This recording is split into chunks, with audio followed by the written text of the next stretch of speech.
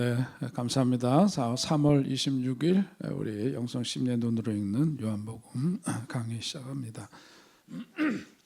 네, 오늘 우리 장로님 기도 잘해 주셨는데 의성, 안동 이쪽으로 해서 경상도 산불이 대단한 것 같습니다.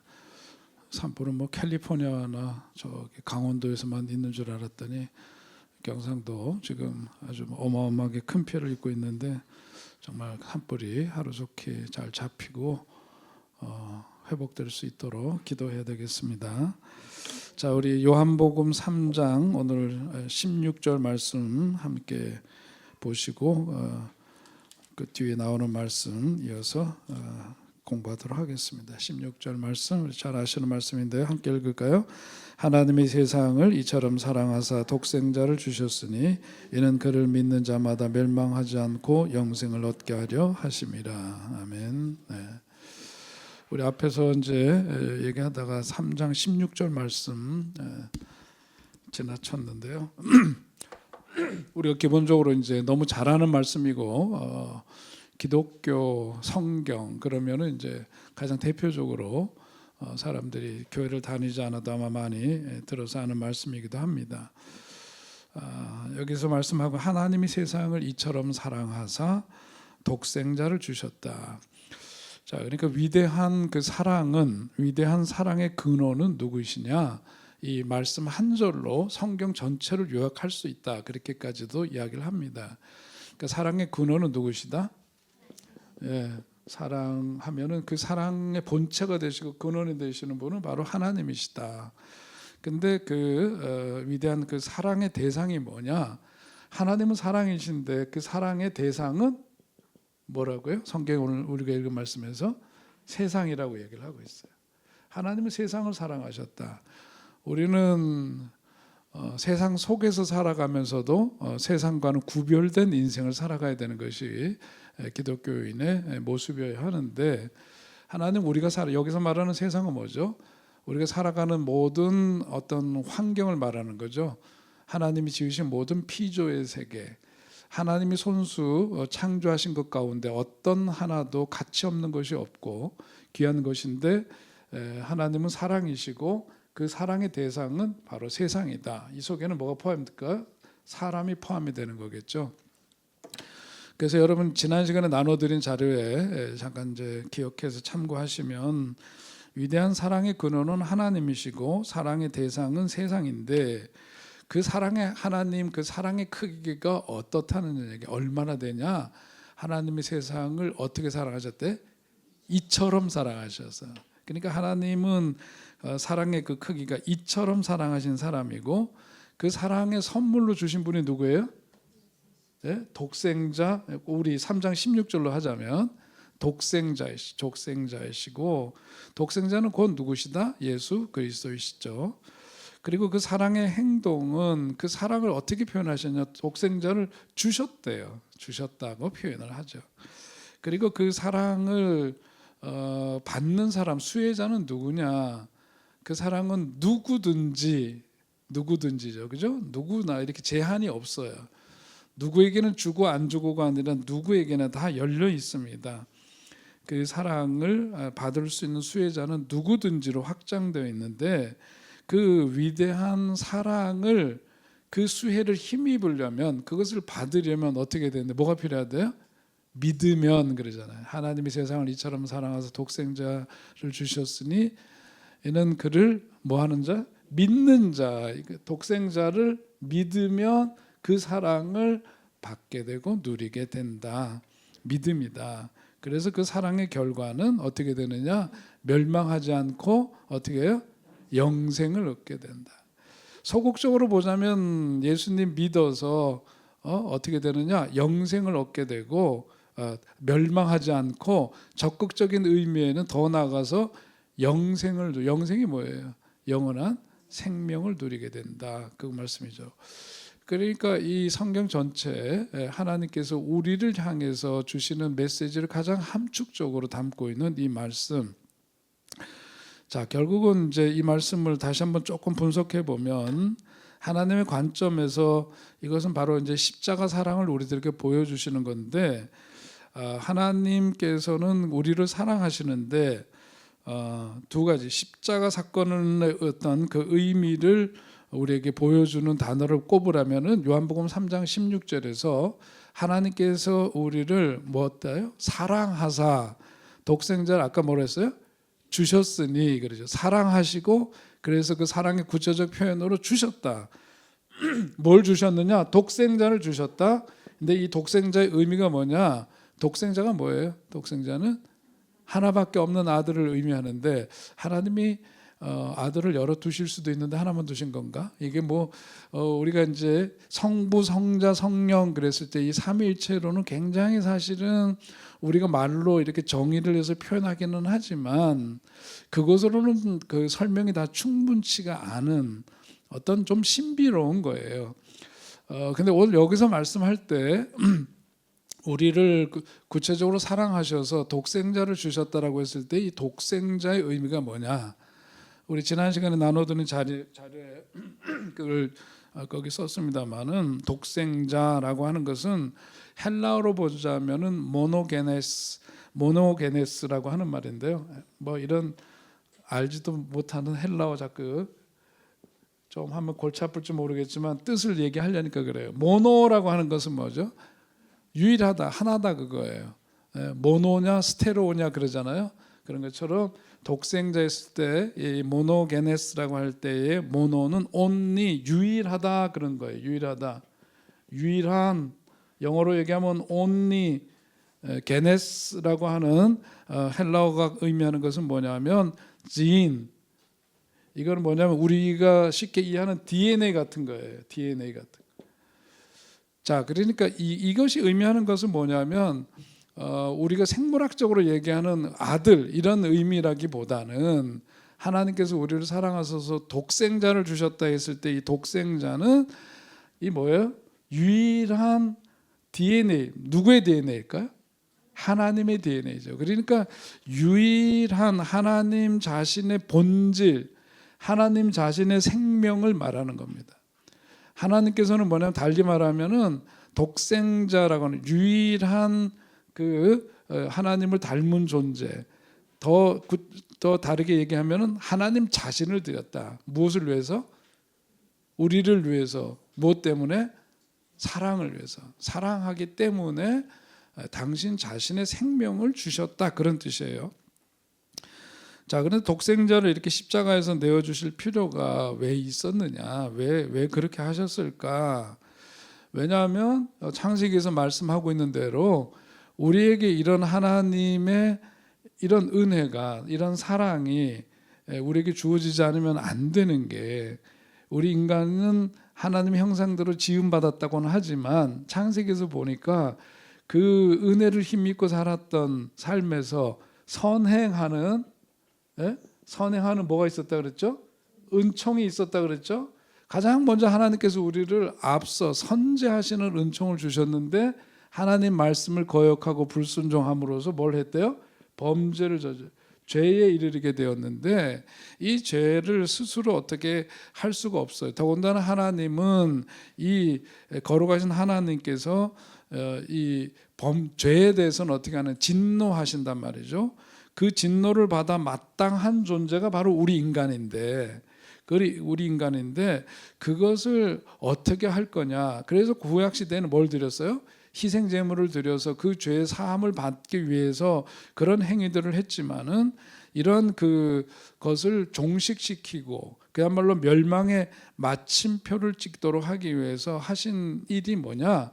하나님께서 당신 자신의 생명을 주시어서 그 죄를 대속하심으로 독생자 예수를 통해서 그 생명을 대신 주시어서 죄를 사하게 하심으로 당신의 귀한 사랑을 우리들에게 나타내셨다 그거죠.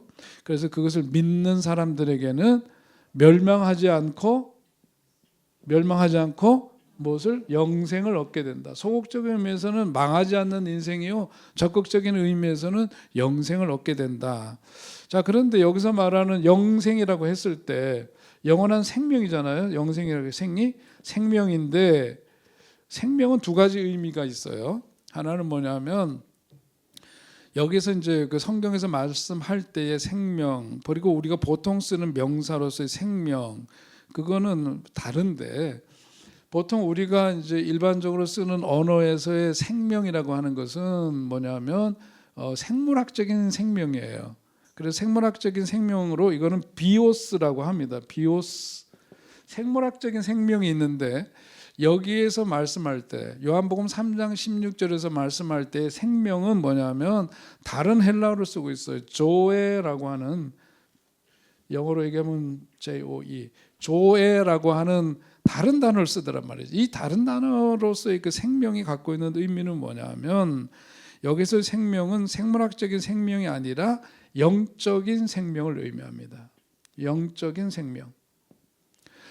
그러니까 하나님께서는 우리로 하여금 이런 영적인 생명을 주시기 위해서, 그것을 위해서 하나님 자신의 어떤 성품이 깃들어 있는 그런 생명을 주시기 위해서 누구를, 예수 그리스도를 보내시고, 그래서 독생자이신 그분을 뭐하면 믿으면 이런 조의 영적인 생명을 얻고 누리게 된다. 그래서 이 생명이라고 하는, 영적인 생명으로서 이 조에라고 하는 생명은 비오스라고 했던 이런 생물학적인 생명이 때가 되면 죽잖아요. 마침표가 있잖아요. 그런데 영적인 생명으로서 여기서 말하는 성경 요한복음 3장 16절에서의 생명은 생물학적으로 우리들이 죽더라도 계속해서 이어지는 생명을 말하는 거예요. 그것을 그래서 뭐라고 하느냐면 영원한 생명이다, 그렇게 표현하고 번역을 하고 있는 것이죠. 그랬을 때, 이렇게 영적인 생명을 얻었을 때에 그런 그 사람을 뭐라고 표현을 하느냐, 우리가 앞에서 배웠죠. 뭐라고 했어요? 거듭났다, 이렇게 얘기를 하는, 거듭난 존재, 새로운 생명을 힘입고, 그 새로운 생명에서의 생명은 그냥 생물학적 생명이 아니라 영적인 생명, 우리 육신이 여기서 죽어도 지속적으로 생명력을 갖게 되는 그 생명, 그런 것을 얻게 된다. 자, 그런데 여기서 이제 또 한편으로 생각해야 될 게, 소극적인 의미에서 우리가 영생을 얻게 되는데, 그 이전에 소극적인 의미에서 멸망하지 않는다 그랬는데, 오늘날에 있어서는 영생에 대한 얘기는 많이 하지만 멸망에 대한 얘기는 하지 않는단 말이에요, 별로. 그죠? 네, 그런 이제 분위기도. 왜냐하면 멸망이라고 하는 것 자체가 우리들에게는 좀 너무 부정적이고, 그런 것에 대해서는 조금 더 이렇게 멀리하고 싶은 그런 마음이 있기 때문이잖아요. 그런데 성경에서 가만 보니까 예수님께서 하신 말씀 가운데 전체적으로 보니까 예수님께서 교훈적으로 요약해 주신 말씀의 13% 정도가 멸망에 대한 얘기를 하셨더라고요. 생명과 어떤 구원, 희망에 대한 적인 그런 이야기뿐만 아니라 예수님 말씀의 한 13% 정도가 이런 멸망에 대한 이야기를, 지옥에 대한 이야기를 하고 있더라. 멸망하고 지옥이었어요.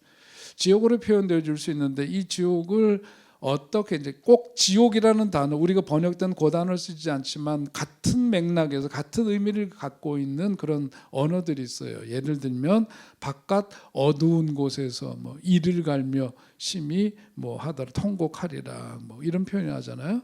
그러니까 뭐냐면 이렇게 바깥 어두운 곳, 그게 바로 이것을 의미하는 거죠. 멸망. 그리고 달리 얘기하면은 우리가 쉽게 얘기하는, 흔히 얘기하는 지옥이라고 하는 것과 같은 언어죠. 이를 갈며 통곡하는 곳이기도 하고, 진노의 불이 타오르는 곳이라고도 하고, 요한계시록에 보면 둘째 사망이라고 표현했어요. 영원한 사망의 장소라고도 표현했습니다. 예수님의 말씀 가운데 가만 보니까 이런 생명과 구원에 대한 말씀뿐만 아니라 그렇지 않았을 때에 어떻게 될 건가에 대한 말씀도 동시에 하고 계신데, 그것이 이만한 큰 그런 말씀을 차지하고 있더라 하는 거죠. 그리고 예수님께서 특별히 이런 말씀을 하실 때는 보니까 비유적으로 말씀을 많이 하셨어요. 예수님의 비유를 가만 들여다보니까 예수님이 하신 그 비유의 3분의 2가량이 다 이것과 관련된 거예요. 왜냐하면 사람들한테 그것을 잘 이렇게 설명하고 전달하기 위해서 비유라고 하는 방식을 통해서 뭘 전달했느냐, 멸망에 대해서, 영원한 생명에 반하는, 그렇지 않았을 때에 이르게 되는 멸망, 지옥, 여기에 대한 말씀도 동시에 예수님께서 하셨다는 것을 우리가 꼭 기억할 필요가 있죠.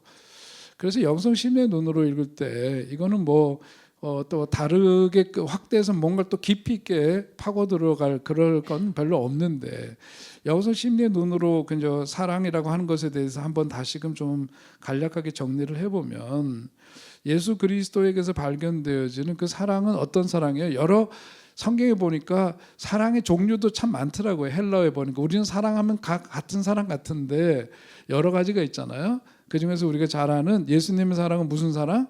아가페 사랑이죠. 맞아요. 그렇죠.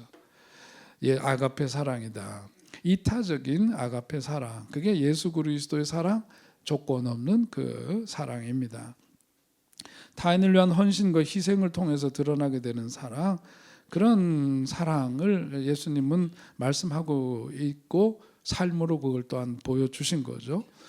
또 예수님께서 말씀하실 때에 그 사랑이 갖고 있는 특징은 보니까 어떤 영적인 성장과 자기 초월과도 관계가 돼요.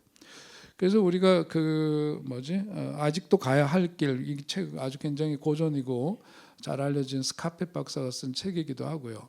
거기에 이제 에릭 프롬이라든지 스카펫 이런 심리학자들이 제시하는 개념으로 보자면, 영적인 성장을 촉진하는 의지와 행동, 그것이 예수님에게 있어서의 사랑이래요.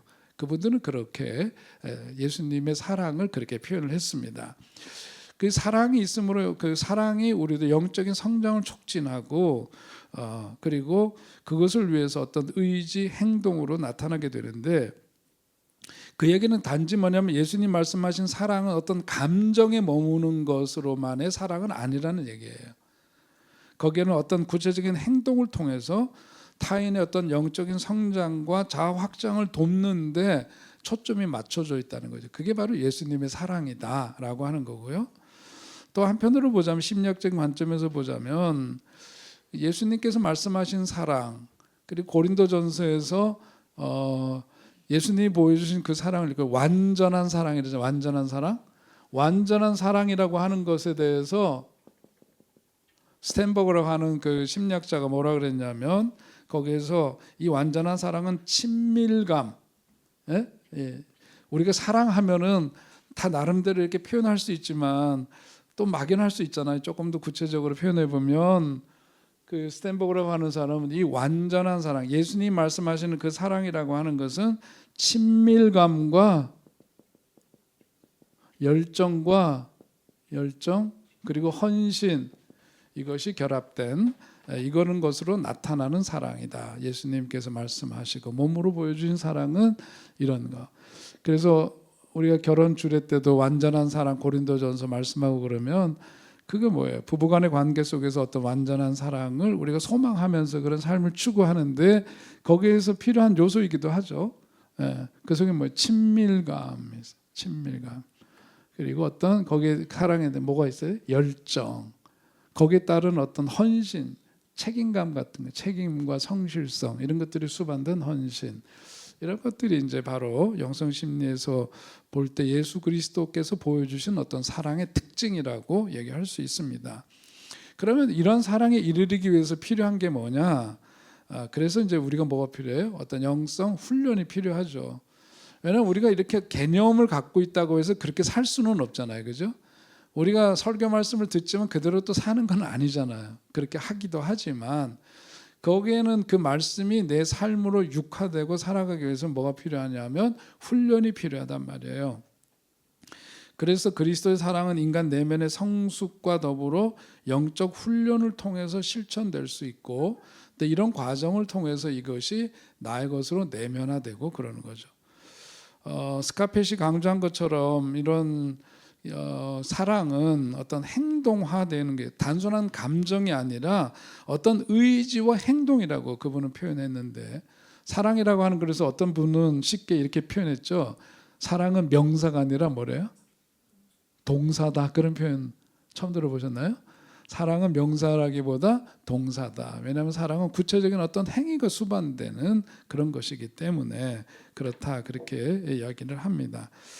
자, 아무튼 우리 요한복음 3장 16절을 넘어서 그냥 다른 말씀을 쭉 했기 때문에 요한복음 3장 16절의 의미를 이렇게 간단하게 좀 정리를 하고, 자, 우리 오늘 읽을 말씀은요 3장 22절부터 30절까지의 말씀을 우리 이 시간 같이 읽도록 하겠습니다. 그 후에 예수께서 제자들과 유대 땅으로 가서 거기에 함께 유하시며 세례를 베푸시더라. 요한도 살렘 가까운 에논에서 세례를 베푸니 거기 물이 많음이라. 그러므로 사람들이 와서 세례를 받더라. 요한이 아직 옥에 갇히지 아니하였더라. 이에 요한의 제자들 중에서 한 유대인과 더불어 정결 예식에 대하여 변론이 되었더니 그들이 요한에게 가서 이르되 랍비여, 선생님과 함께 요단강 저편에 있더니 곧 선생님이 증언하시던 이가 세례를 베풀매 사람이 다 그에게로 가더이다. 요한이 대답하여 이르되 만일 하늘에서 주신 바 아니면 사람이 아무것도 받을 수 없느니라. 내가 말한 바 나는 그리스도가 아니요 그의 앞에 보내심을 받은 자라고 한 것을 증언할 자는 너희니라. 신부를 취하는 자는 신랑이나 서서 신랑의 음성을 듣는 친구가 크게 기뻐하나니 나는 이러한 기쁨으로 충만하였노라. 그는 흥하여야 했고 나는 쇠하여야 하리라 하니라. 아멘. 오늘 이 말씀에서 핵심 구절은 마지막 절 같죠? 네. 거기서 세례 요한이 제자들의 질문에 대해서 답하면서 예수 그리스도에 대해서 뭐라고 말하느냐면 그는 흥하여야 하겠고 나는 쇠하여야 하리라. 다시 말은 뭐예요? 나는 점점 어떻게 되는데 그분 앞에서 작아져야 하고 그분은 커지셔야 한다. 그것이 세례 요한의 말입니다. 자, 우리가 교회에서 많이 듣는 말씀 가운데 하나가 뭐냐면 겸손해야 된다, 나대지 마라, 뭐 이런 얘기 많이 듣습니다. 그런데 우리가 한번 이제 이 말씀을 이렇게 보면서 우리가 뭐 이렇게 겸손해야 되죠.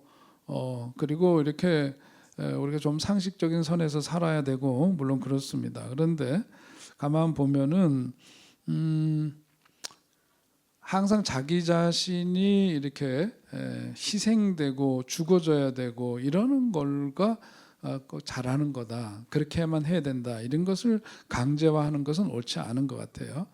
오늘 이제 우리가 부모된 입장에서 가만 보면 자식을 놓고 얘기를 하면서 자기 자식이 남들보다 바보가 되고 열등생이 되고 그리고 부모가 무슨 한마디만 하면 쩔쩔매고 말이지 이렇게 살아가고 그러면 보기 좋아요, 안 좋아요?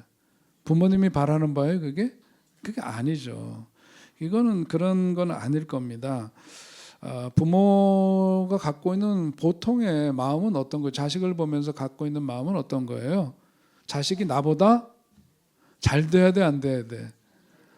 자식 나보다 크면 안 되는데 이런 사람이 있어요. 부모인데 나보다 더 뭐 이렇게 뛰어나고 이러는 거 바라지 않는 부모가 있다면 아마 좀 이상한 사람이겠죠. 부모들의 마음은 한결같이 쟤는 나보다 잘 돼야 되지, 나보다 더 잘 살아야 되지 이런 마음을 갖습니다. 그러니까 자식이 나보다 절대로 더 커서는 안 된다라고 하는 마음은 뭐예요? 병적인 거죠. 뭔가 좀 정신적으로 이상한 거예요.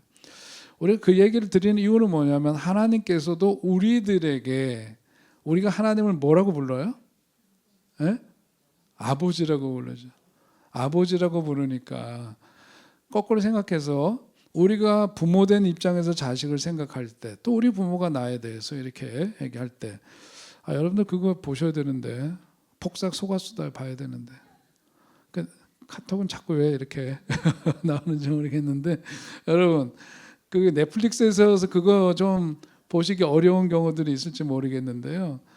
최근에 본 제가 뭐 드라마 열심히 보는 사람은 아니지만 뒤편에 이제 장성해가지고 과외 공부하는데 거기까지는 봤어요. 그게 몇 편인지 모르겠습니다만 거기까지만 좀 봤는데 거기서 보면은 그 애순이라고 하는 주인공이 주인공 진짜 이름이 뭐죠? 그게?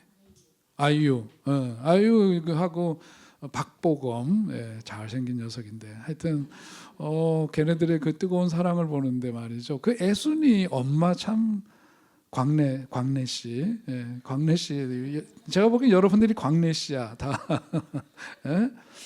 그냥 자식들을 위해서는 말이죠. 어쩜 그러지? 그게 너무 실감나게 마음이 와닿아요. 야, 너는 푸지게 살아라. 그렇게 하는 마음이 다 부모님 마음이잖아요. 그죠? 아유, 나는 이렇게 그냥 쩔쩔매고 살지만 너는 그냥 한 세상 푸지게 한번 살아봐라. 다 네 거다. 그랬더니 또 애순이가 나 다 해먹을 거야. 그러잖아요. 어떤 놈한테 밀려가지고 성적도 안 좋은 애인데 30점 받았는데 80점으로 고쳐가지고 하는 놈이 반장시키고, 왜냐하면 그 아버지가 이제 와이로를 자꾸 먹이고 그래가지고, 와이로가 이제 일본 말이지만 아무튼 우린 통하는 전문 용어입니다 이게. 아이고, 저도 그 아픈 기억이 있단 말이에요. 초등학교 1학년 때 제가 보기에는 제가 1등인데 저놈은 하숙집, 그 담임 선생님 하숙집 아들놈이 빵만 주면 그놈은 맨날 먹어. 우리는 돌아가면서 이렇게 선생님 눈에 들어야 먹는데 그놈은 맨날 빵 먹지.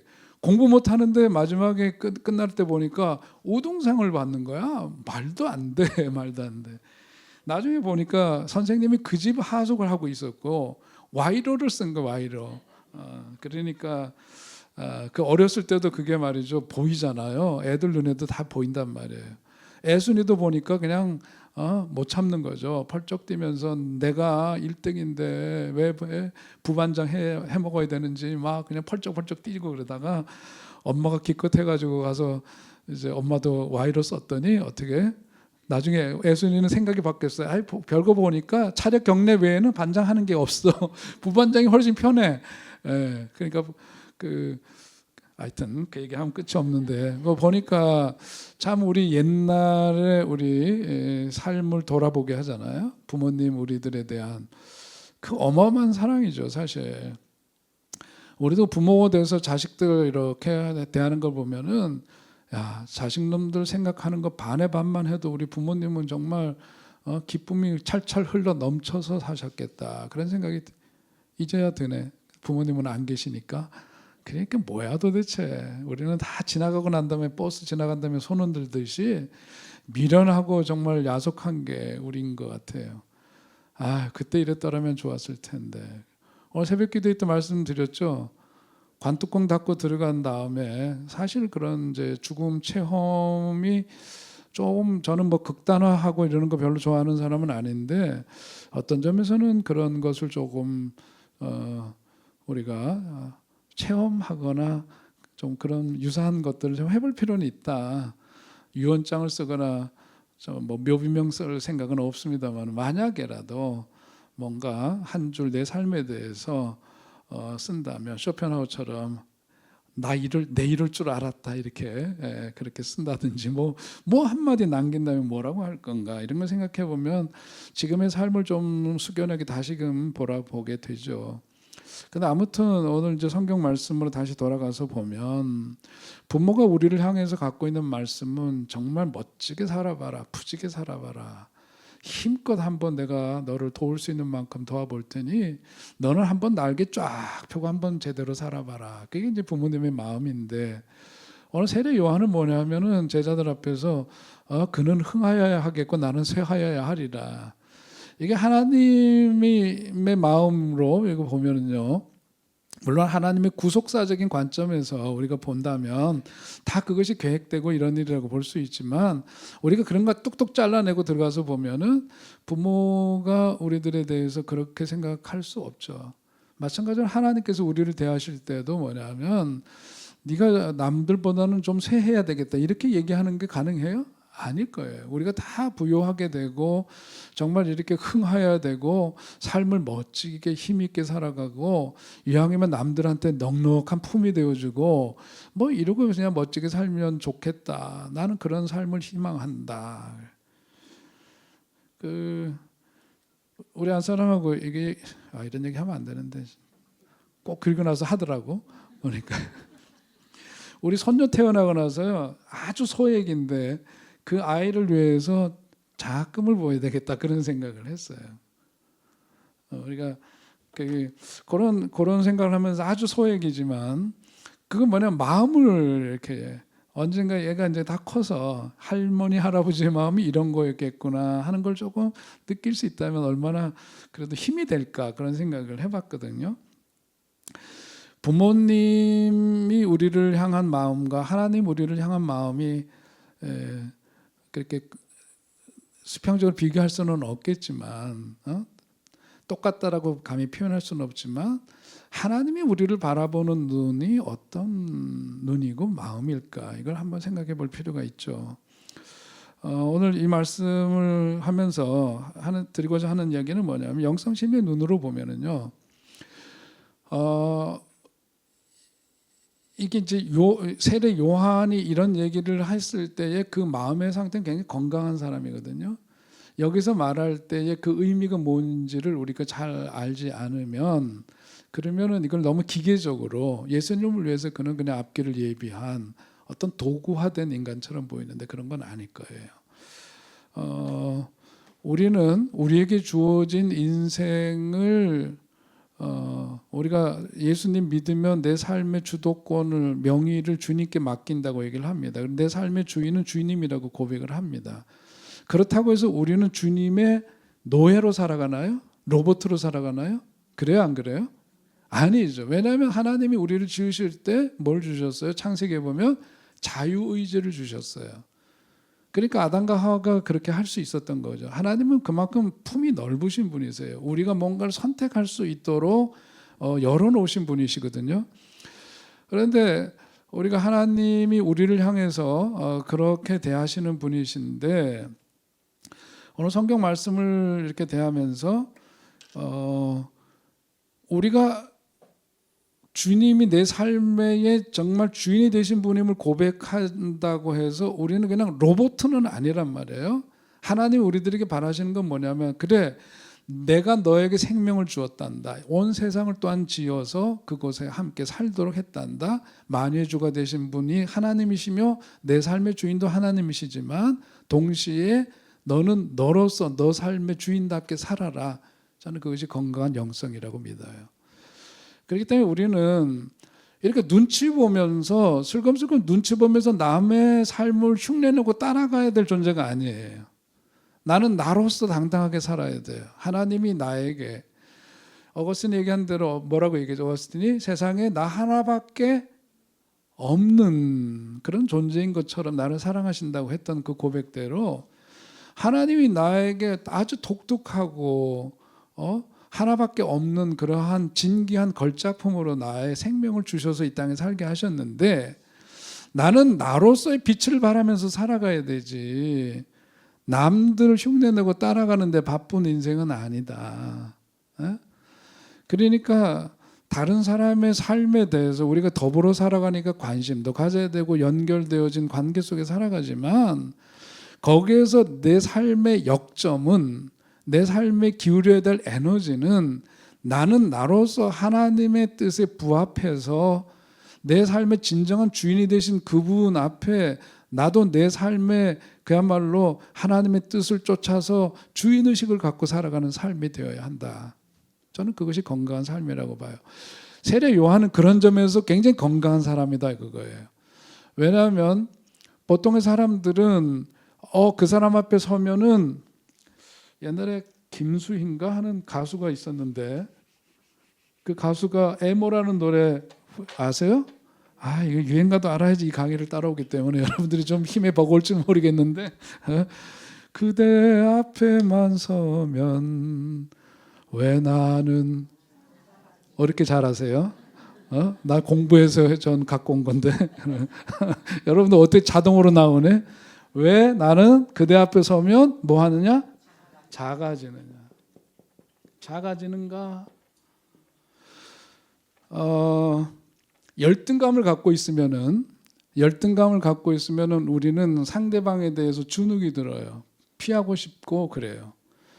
그래서 남자들은 기본적으로 원시 사회에서 수렵 생활을 했기 때문에 뭐가 기본적으로 했냐면, 뭐가 중요하냐면 서열이 중요해요. 계급이 존재해요. 왜냐하면 사냥하는데 거기서 지휘하는 사람이 있어서 너는 좌를, 너는 우를 공격하고, 그럼 너는 뒤에 숨어 있다, 매복해 있다, 뭘 해야 되고, 뭔가 조직을 가지고 움직여야 되는 거란 말이죠. 그런 속에서 뭐가 생기냐면 서열이 생기고 계급이 생기고 그런 거예요. 그런데 이걸 심리학적으로 보자면은 집단 무의식 속에 우리들 그게 갖고 있다는 거죠. 그래서 남자들을 보면은, 남자들 뭐부터 만나면 뭐 해요?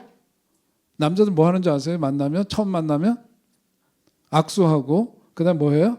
명함부터 꺼내줘요. 나 이런 사람이거든. 이렇게 보내주는. 명함 꺼내는 이유는 뭐냐면 나 이런 존재야. 그러니까 서로 밝히는 거죠. 그러면서 이 속에서 보기는 허름해 보이는데 이사장님이시네요. 뭐 이렇게 되면 벌써 말투가 달라지고 대하는 게 달라지죠. 이런 관계 속에 보통들 살아가요.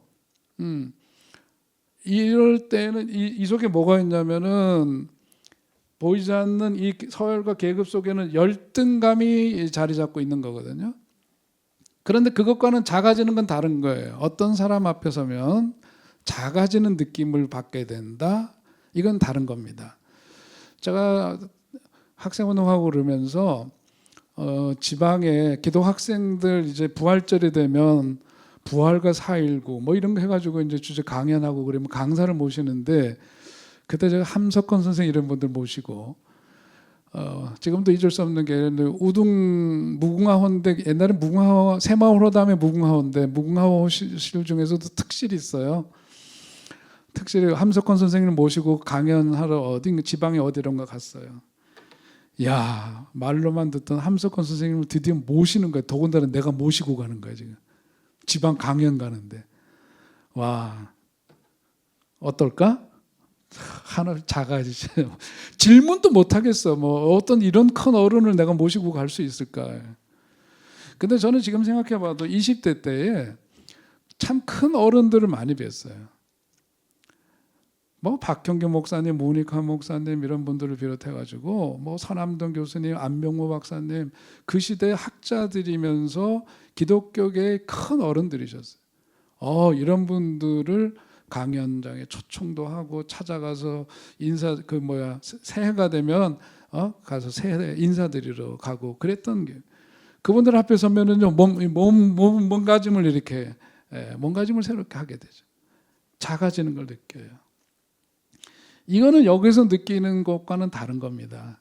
소위 말해 조폭들은 가면은 이거부터 따지잖아요. 족보 따져가지고서는 힘 있는 놈 앞에서 굴종해야 되고 이런 거죠. 이런 것과는 다른 거거든요.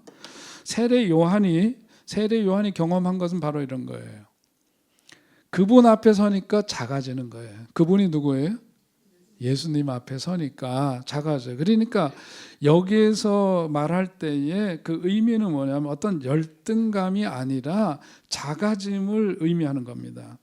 소위 말해서 큰 고수 앞에 서면은 제가 그 전에 어디더라 이천 어디에서 누구 소개로 해가지고 저 소개가 아니라 그분이 어느 장로님 가정에서 저를 좀 쉬라고 그러면서 이렇게 여행을 같이 가면서 이천 어디 도자기 굽는 데 가서 도자기 마을 보여주면서 제가 도자기를 얻었는데 거기서 선물로 받기도 했는데 거기서 도자기 하는 아주 잘 알려진 분을 만났어요.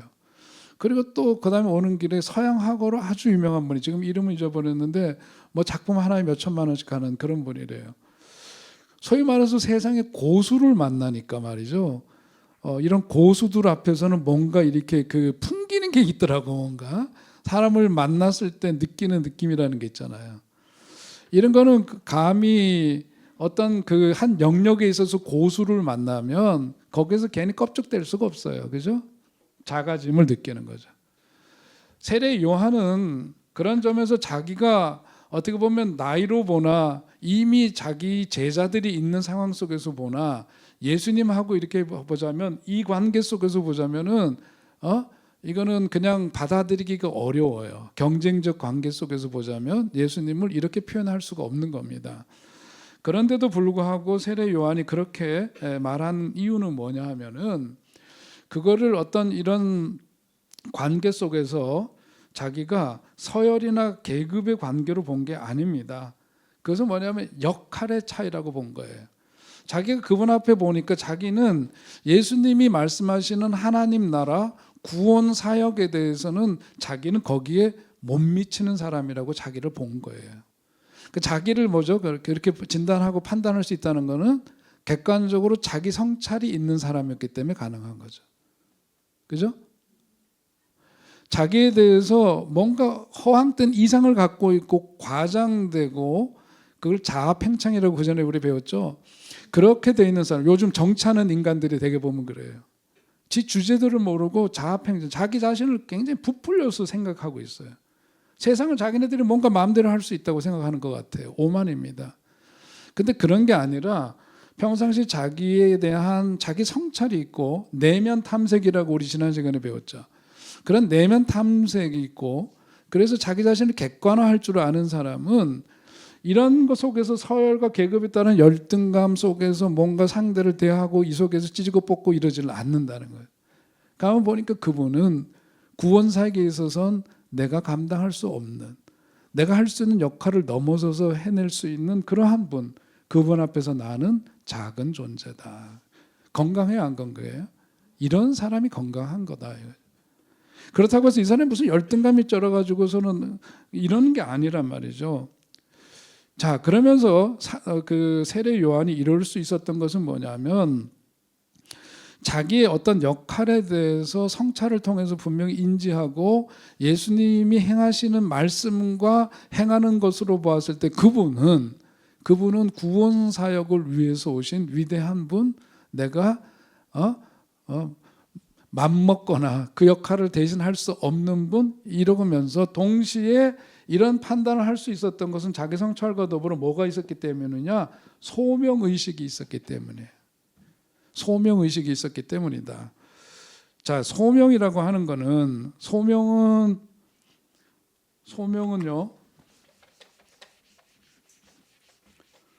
소명을 우리말로 하면 뭐라 그래? 한자어로 소명인데 이거는 부르심이죠. 부르심.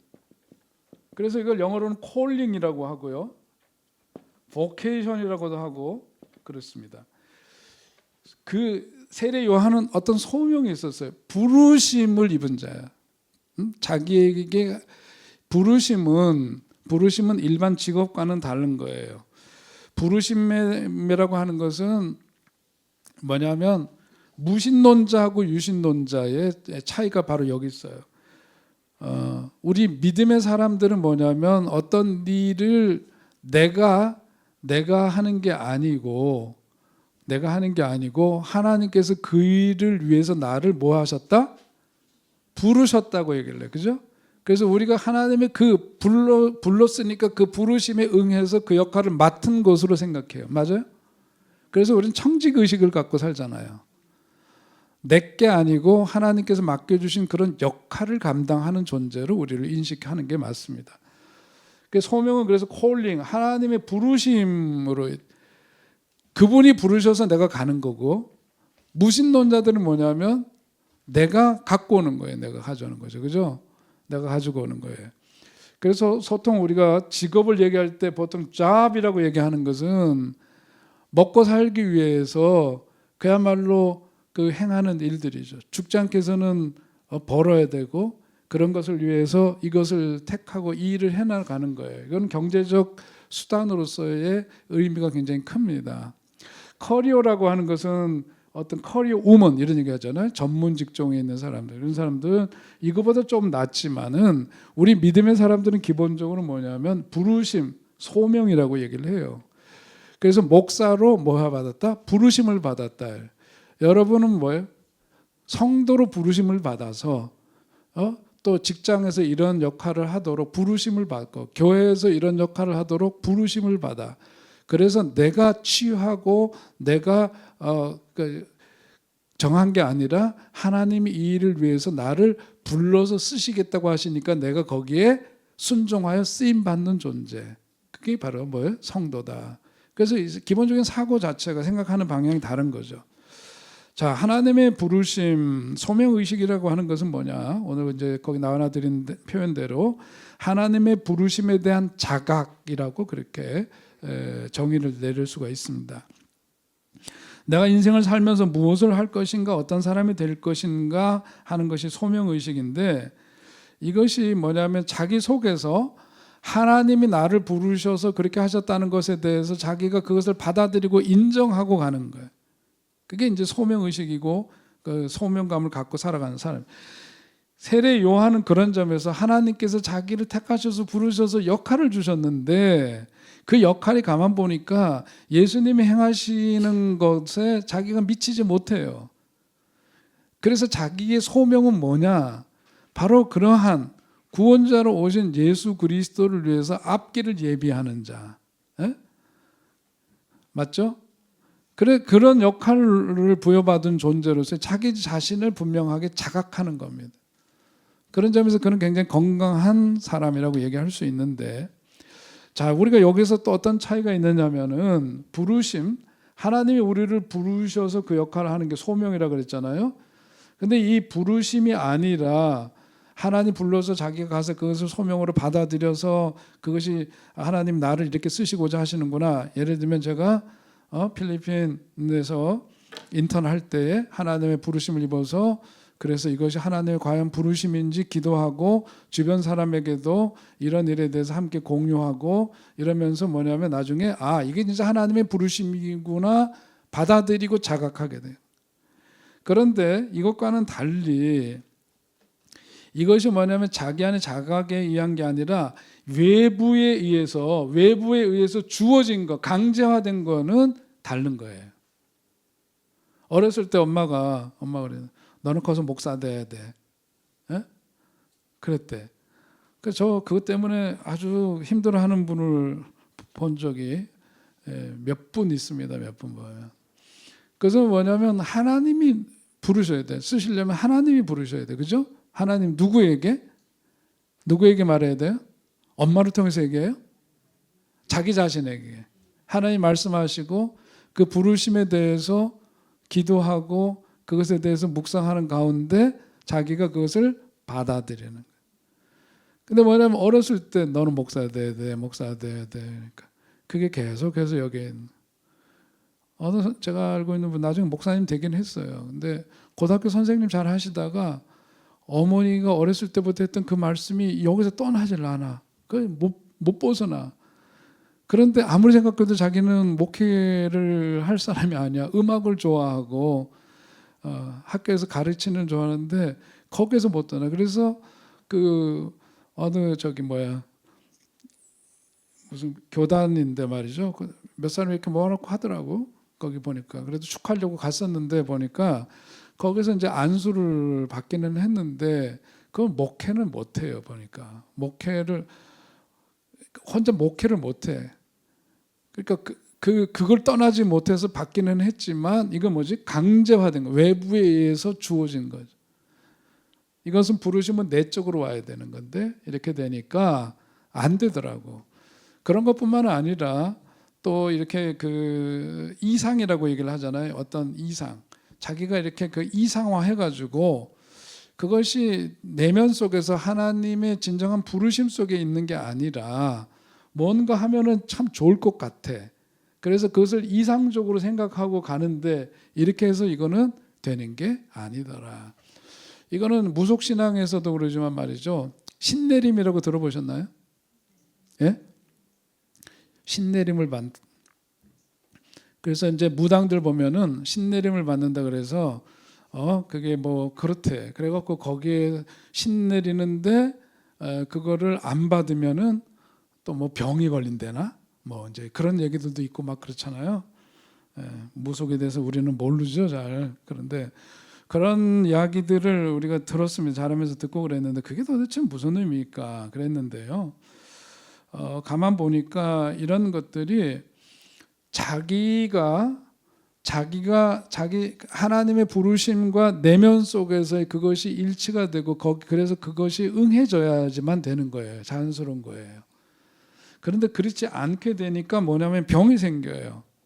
그래서 심지어는 그게 뭐냐면 분열적으로 나타나요. 그걸 일컬어서 종교적 정신분열이라고 하고 이것은 원래 자기 자신, 자기 속에 있는 자기 자신에 대해서 진실하게 그것을 만나고 받아들인 게 아니기 때문에 자기 폭력적이라고도 그렇게 표현을 합니다. 조금 이제 발전된 말씀을 드리긴 했는데 아무튼 우리가 이렇게 되는 것은 소명이 아니라 깨어지기 쉬운 그냥 소명인 거죠. 지속적으로 이것을 하기가 어려워요. 그러니까 중요한 것은 뭐냐면 내 내면 속에서 하나님이 들려주신 그 소리를 들어야 돼. 그런데 이것이 뭐냐 바깥에 있는 것에 자꾸 거기다 무게를 두고 그것의 소리를 들으려고 하다 보면 자기 소리가 없어요. 자기 소리를 듣지 못해요. 그렇게 되면 그러면 이제 거기에 문제가 생기는 거다라고 하는 거죠. 자, 그래서 우리가 그 항상 이제 이 말씀 공부를 하면서 보면 우리 속에 그 나를 잘 살피는 게 참 중요합니다. 그리고 내 내면의 소리를 듣는 게 참 중요해요. 내가 지금 불같이 화가 나 있다면 그 화가 어디서부터 오는지를 탐구해야 해요.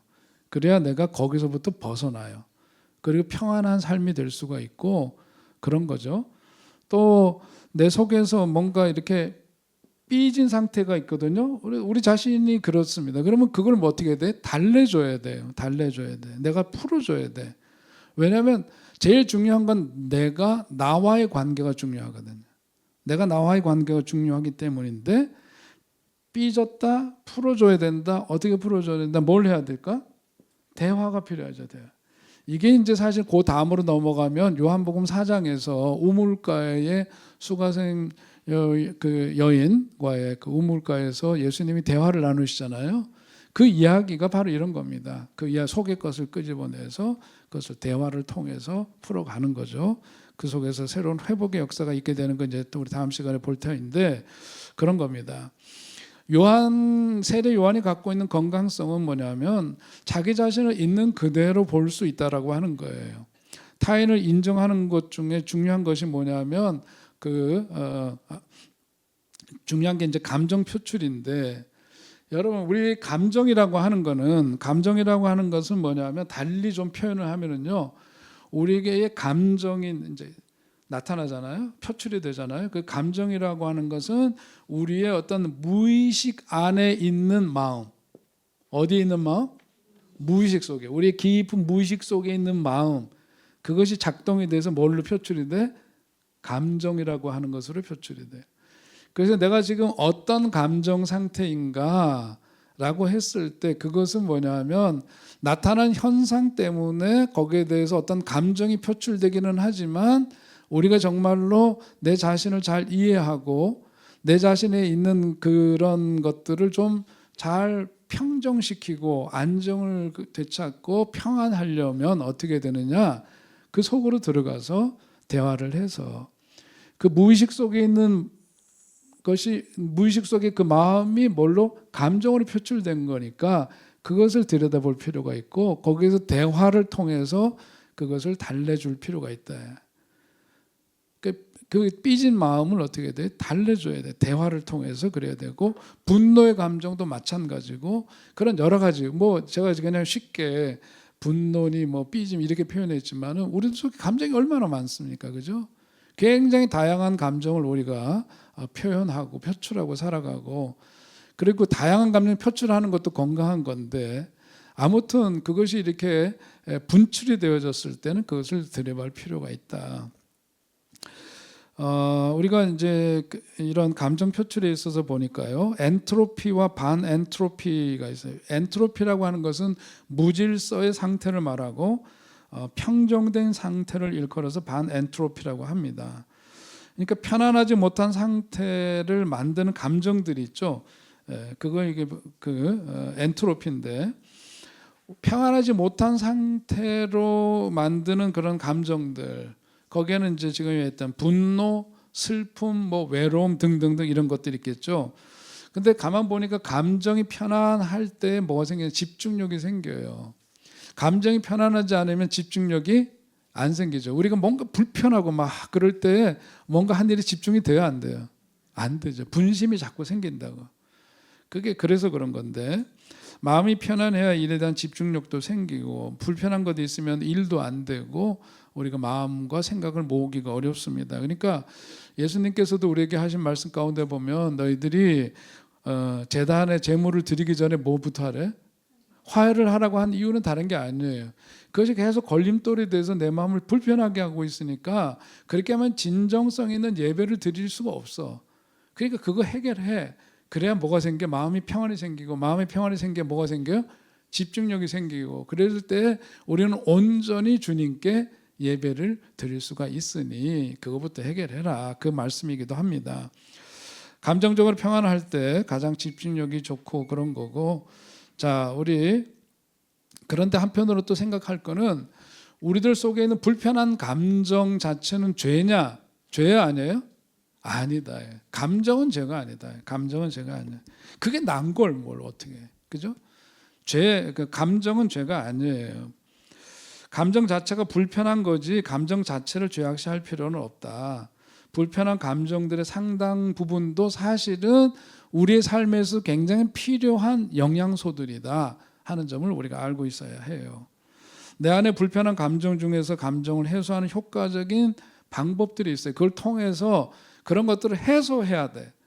그것을 그냥 무시하면 안 되고 모른 척하면 안 되고 뭉개면 안 되고 불편한 감정들도 그게 나거든요. 그러니까 그것을 잘 이렇게 처리해주고 그래야 되는데 그런 그 내 안에 있는 불편한 감정을 해소하는 방법 중에 하나가 뭘까요? 그게 바로 우는 거예요. 우는 거. 아유, 나는 여자들 우는 거 못 보겠어. 어떻게 될지 모르겠어요. 여자들 울면 왜 우는지 모르겠어요. 우는 거. 우는 거는요. 우는 것은 굉장히 우리들 감정을 평안케 하고 그러는 굉장히 중요한 통로입니다. 그래서 울고 싶을 때 우는 것 그게 뭐냐? 건강한 눈물이죠. 가짜 눈물도 있다 그러잖아요. 그래서 무슨 눈물? 악어의 눈물인가 뭐 그런 거 말고 건강한 눈물을 말하는 거죠. 그러니까 우리가 과거를 회상하다가 보면 눈물 나죠. 폭삭 속았수다 보니까 왜 눈물이 날까? 지은 죄가 많아서 그래. 아유, 부모님 앞에서 했던 그 꼬라지를 보니까 제가 얼마나 진짜 못됐느냐면요. 우리 어머니가 뭐 이제 그 아들 그리잖아요. 근데 보니까 어기장 놓느냐고 대학 들어가서 늦게 들어가면 혼나요. 늦게 들어왔다고. 뭐 하고 다니느냐고 걱정하지 않았냐고 막 혼나요. 안 들어가요. 그래서 친구네 집에서 자고 안 들어가. 그래 아침에 기어 들어가면 우리 어머니가 살아 돌아온 것만 해도 감사해서 야단을 안 치더라고. 야, 그러니까 제가 얼마나 못됐는지 아시겠죠. 우리 어머니는 제가 보던 책이 옛날에는 뭐 책 잘못 갖고 있어도 막 감옥 가고 그랬잖아요. 집에 있는 책들 우리 집에는 사실은 그 정보원들이 많이 들락거리고 그랬어요. 그냥 무슨 일만 있으면 우리 어머니는 장독대에다 내 책 감추고 내 책상에 있는 거 꺼내다가 몰래 어디다 감추고 뭐하고 아주 곤욕을 많이 치르셨어요. 근데 가만 보면 참 못나고 못되게 하고 속 많이 썩여 드리고 또 우리 어머니는 정말 신실한 불교 신자였는데 아들 때문에 결국은 당신이 믿던 거 물론 이제 잘하신 일이죠. 그래서 이제 교회로 오셔서 권사님도 되시고 그랬습니다만은 근데 그게 그냥 되는 거냐고 얼마나 부단히도 마음속에서 그것과 싸워야 되겠느냐 말이에요. 그죠? 아파해야 되고 제가 미국에 있는 동안에 우리 어머니는 교회 다니기 시작하면서 목사님 나중에 담임 목사님 말씀하시기를 신방 같은 이야기도 하시고 그러는데 우리 어머니가 나중에 그러시더라고요. 교회 나가는 날서부터 일주일 동안 눈물이 멈추지 않고 흘렀단다 그러시더라고요. 일주일 내내 우셨대요. 집에서 있어도 눈물이 출출출출 흐르고 길에 나서도 줄줄줄 일주일 내내 눈물이 마르지 않고 흘렀대요. 그러니까 이분이 우리 어머니가 살아왔던 그런 삶을 성도들이 끊어버리고 새로운 세상으로 들어가신 거잖아요. 그러니까 그게 그냥 기계적으로 되는 일이냐고 안 되는 일이지. 그러니까 이런 과정들이 있어요.